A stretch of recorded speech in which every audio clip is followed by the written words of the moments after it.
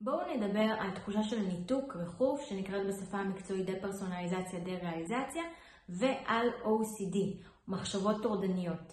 בואו נדבר על השילוב ביניהם, על אנשים שלפני זה היה להם OCD ואז התחילו לחוות ניתוק, ועל אנשים שיש להם ניתוק ועכשיו מתחילים גם להרגיש OCD, בעצם מחשבות טורדניות.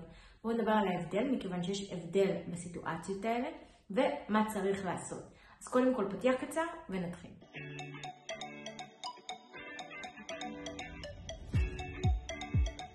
שלום וברוכים השבים לערוץ היוטיוב שלי, אני בר דדי ואני עוזרת לאנשים עם חרדה, דיכאון, דפרסונליזציה ודה-ריאליזציה. והיום בסרטון אני הולכת לדבר על מחשבות טורדניות, OCD, ותחושה של ניתוק, ריחוף, שנקרא בשפה המקצועית דפרסונליזציה, דה-ריאליזציה.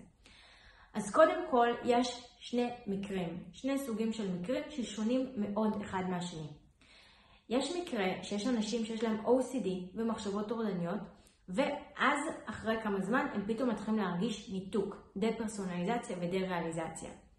לעומת זאת יש אנשים שחווים דפרסונליזציה, דה-ריאליזציה, לרוב זה יגיע בבום, יום בערב אחד בום מתחילים להרגיש שמשהו לא טוב קורה להם, ואז יתחילו להגיע מחשבות טורדניות. המחשבות הטורדניות בדרך כלל יהיו מאוד פילוסופיות, או מחשבות מוזרות.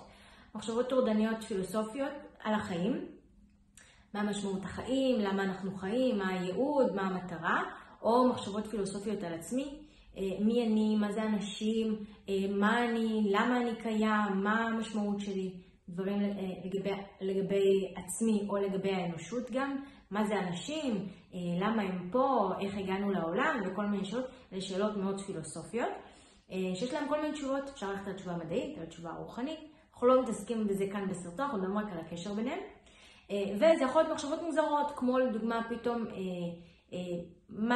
מה זה המילה כלב, למה אנחנו רואים, כל מיני מחשבות כאלה מוזרות שקופצות לראש, הן לרוב יהיו חד פעמיות, זאת אומרת קופצת איזושהי מחשבה מוזרה ונעלמת, והיא לא תחזור יותר, אבל אנחנו נחשוב על זה ונגיד למה עלתה לי המחשבה המוזרה.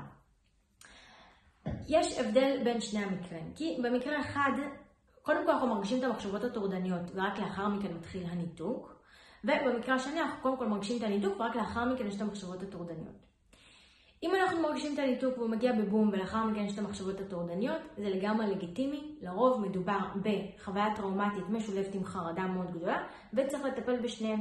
חוויה טראומטית זה בעצם הפעם הראשונה שהרגשתי מנותקת, והמחשבות הטורדניות שנובעות מכך הם בעצם בגלל שאני מתחילה להטיל ספק בכל מה שידעתי, בגלל שחוויתי משהו שלא ידעתי בכלל שהוא קיים ולא ידעתי איך להתמודד איתו, ואז המוח מתחיל להטיל ספק בכל מה שידעתי על המציאות ועל עצמי, ולכן יהיו המון מחשבות פילוסופיות. בסרטון אחר שלי הסברתי מה לעשות עם זה. בסרטון הזה אני דווקא רוצה להתמקד במה אנחנו עושים, במידה והיו מחשבות טורדניות לפני, בן אדם כבר הובחן לפני זה עם OCD, והתחיל להרגיש ניתוק. אז מי שהתחיל לחוות ניתוק ורק אז באו לו מחשבות טורדניות, אנחנו הולכים לטפל בחרדה, בשילוב בטיפול עם פוסט-טראומה, כלומר בחוויה טראומטית. אנחנו רוצים לטפל בחוויה טראומטית, פעם ראשונה שהרגשתי מנותק, ובחרדה. חשוב עם זאת גם להגיד שככה זה מידע כללי בכל מקרה לגופו, ואני ממליצה עדיין ללכת ולבדוק את זה באופן קצת יותר ספציפי, כי צריך רגע לבחון באמת כל מקרה לעומק. באופן כללי, אצל רוב האנשים מדובר בטיפול בחרדה ובטיפול בחוויה טראומטית. שני הדברים האלה שצריך לטפל בהם. אצל מי שהיה לפני זה OCD, לרוב זה כבר מאובחן. לרוב אנשים שהיה להם לפני זה OCD, יודעים שהיה להם OCD, מכיוון שזה לרוב כבר מאובחן מלפני. ואז מה שיכול לקרות באיזשהו שלב, הם יכולים להרגיש דפרסונליזציה ודה-ריאליזציה. הסיבה שהם ירגישו דפרסונליזציה ודה-ריאליזציה יכולה לקרות או מטריגר שהוביל לחרדה מאוד גדולה שהוביל לתחושה של ניתוק, או חרדה מתמשכת, משהו גרם לחרדה מתמשכת, הם הרגישו חוסר שקט למשך שבוע, שבועיים, ואז התחילו להרגיש ניתוק. מה שקורה, מי שיש לו OCD, ברגע שיש חוויה של ניתוק, מה שיכול לקרות זה שאפשר פשוט להתאפס על הניתוק. הרי מה קורה במצב של OCD? נתפסים על כל מיני דברים, ואז יש מלא מחשבות, המוח חושב חושב המון מחשבות על זה. במצבים של דפרסונליזציה, דה-ריאליזציה, כדי לטפל בזה ולפתור את זה בצורה הטובה ביותר, ולהרגיש הקלה מהירה, כדאי ורצוי להפסיק לחשוב על זה. מה קורה לאנשים במצב של OCD? הם לא יכולים להפסיק לחשוב על זה, כי המוח נתפס על זה, והוא מריץ על זה עוד ועוד ועוד מחשבות, מה שיכול לגרום לכך שהתחושה של הניתוק והחוויה של הניתוק פשוט תימשך, והבן אדם ימשיך להרגיש את התחושה הזו של הניתוק. כלומר, כי הוא כל הזמן חושב על זה, במחשבות טורדניות, על התסמינים, ומה אני מרגיש, וכל מיני שאלות. לדוגמה, מי שחווה את זה במצב של דפרסונליזציה, זה ישאל את עצמו כל הזמן, אני פה, אני לא פה, זה אני מרגיש את עצמי. וככה המוח כל הזמן יאמץ את השאלות האלה. מי שחווה את זה במצב של דה-ריאליזציה, כל הזמן ישאל, המציאות אמיתית, זה אמיתית, אז הבן אדם הזה באמת פה, כולם באמת נמצאים, זה אמיתי מה שקורה עכשיו. המוח פשוט יתפס על הדבר הזה, על התחושה הזאת ועל התסמינים ועל המחשבות הטורדניות שהתחושה הזו מביאה איתה, והוא פשוט יהיה על זה בלופ. וזו הסכנה, מכיוון שאז בן אדם פשוט ייתקע בתחושה הזאת ויהיה לו קשה לשחרר. חשוב להבין, מה שצריך לעשות במקרים כאלה זה לטפל ב-OCD. צריך לטפל ב-OCD, כי גם מה שיכול לקרות לאחר מכן זה גם אם התחושה תיעלם, גם אם תהיה קלה והפאניקה תרד, עדיין לפעמים מה שיכול לקרות זה שהמחשבות האלה יכולות לחזור על עצמם, ואז בן אדם באופן פסיכולוגי יכול להרגיש תחושה של הניתוק, ולאו דווקא תחושה של ניתוק אמיתית. כלומר, הוא יכול לגרום לעצמו להרגיש את התחושה של הניתוק רק בגלל המחשבות שלו על התסמינים וכל מיני תקסים ובדיקות שהוא עושה. אנשים שחוו את הניתוק בבום ואז באות להם מחשבות טורדניות, זה מאוד הגיוני שיהיה להם מחשבות טורדניות בגלל שהמוח שלהם מטיל ספק בכל מה שהוא ידע. אך עם זאת, עדיין ברוב המקרים לא מדובר באמת ב-OCD, אלא מדובר ב-OCD זמני שנובע כתוצאה מחוויה קשה שקשה לבן אדם להכיל אותה, שהוא לא יודע איך להכיל אותה, ולכן המוח רץ ושואל המון שאלות, ושאלות מאוד טורדניות. עם זאת, האנשים שיש להם OCD לפני, המוח נתפס על דברים, והוא פשוט נתפס על הניתוק, וברגע שהוא נתפס על הניתוק, קשה מאוד לשחרר.